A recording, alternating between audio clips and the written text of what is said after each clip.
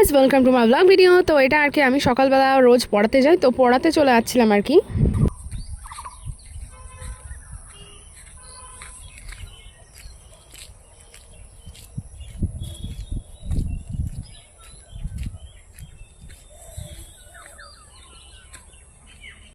আর এটা হচ্ছে ওই স্টুডেন্টের বাড়ি থেকেই, মানে ওর মা গোলা রুটি বানিয়েছিল, তো আমাকে বললো যে তুমি একটা খেয়ে যাও, তো আমাকে দিয়ে দিয়েছিল আর কি।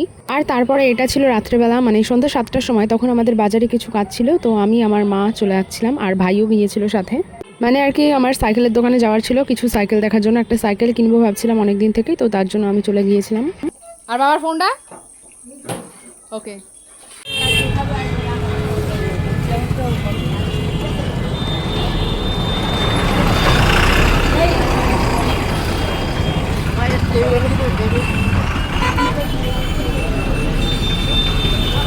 তো আমরা প্রথমে গিয়েছিলাম সাইকেলের দোকানে, কিন্তু সাইকেলের দোকানে আমার মন পছন্দের মতো কোনো সাইকেল আমি দেখতেই পাইনি, মানে সব অন্যরকম ছিল যেগুলো আমার পছন্দ ছিল না।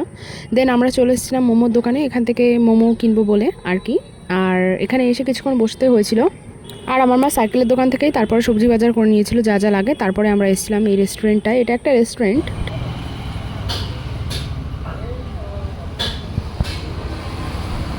দেন ওখান থেকে স্যান্ডউইচ আর মোমো নিয়ে চলে এসেছিলাম। সত্যি কথা বলতে আমি এই রেস্টুরেন্টের মোমোটা টেস্ট করিনি, অন্য বাদবাকি আইটেমস টেস্ট করেছিলাম, কিন্তু মোমোটা আমার খুব বেশি ভালো লাগেনি। আর বাদবাকি বিরিয়ানিটাও অ্যাভারেজ ছিল ওইখানকার। আর স্যান্ডউইচটা ওইখান থেকে আনা হয়নি, স্যান্ডউইচটা আলাদা দোকান থেকে আনা হয়েছিল, তো স্যান্ডউইচটা মানে ভীষণই টেস্টি ছিল। আর স্যান্ডউইচটা আমি ভাগ করে তারপরে আমার ভাইকে আর মানে ভাই আর আমি খেয়েছিলাম, আমার মা খাইনি স্যান্ডউইচটা। মানে আমার মা কোনো ফাস্ট ফুডই খায়নি, আমার মা মোমোটা খুব বেশি পছন্দও করে না আর স্যান্ডউইচটাও খুব একটা বেশি পছন্দ করে না, তো আমার মা কিছুই খায়নি আর ভাই আর আমি খেয়েছিলাম।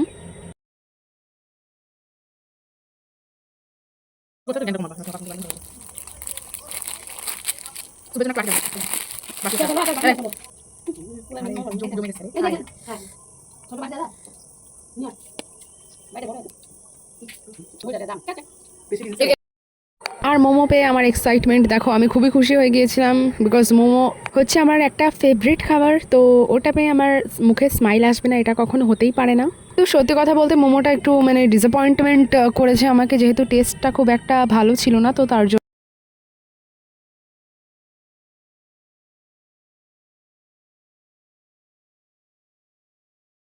আর এখানটায় হচ্ছে মোমোটা না একটু ভেঙেও গিয়েছিল, তো ওইভাবেই খাচ্ছিলাম আমি কুড়িয়ে কুড়িয়ে ওই নিচের থেকে, প্লেটের থেকে।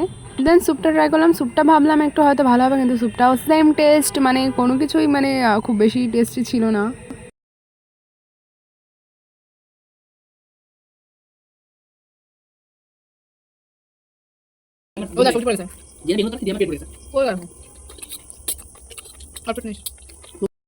আর এখানে আমার ভাইয়ের আমার সাথে ঝগড়া করতেই হবে খাওয়ার সময়তেও, তো ও পাশ দিয়ে বেশি বকবক করছিল, দাঁড়িয়ে উত্তর দিচ্ছিলাম আর খাচ্ছিলাম আর কি।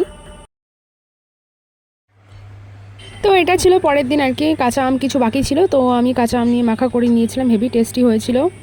কাঁচা আম তো প্রায় এখন শেষের পথে, এখন সব আম পেকেই যাচ্ছে, তার মধ্যে দু একটা কাঁচা আম মানে পাওয়া যায় মাত্র। তো ভাবলাম আর কয়েকদিন পরে থেকে কাঁচা আম এমনিও পাবো না, তো মানে এগুলো নরমই হয়ে গেছিলো, কিন্তু ভীষণই টক ছিল আর কি আমগুলো, তো তার জন্য মাখা করে খাওয়া গিয়েছিল আর কি।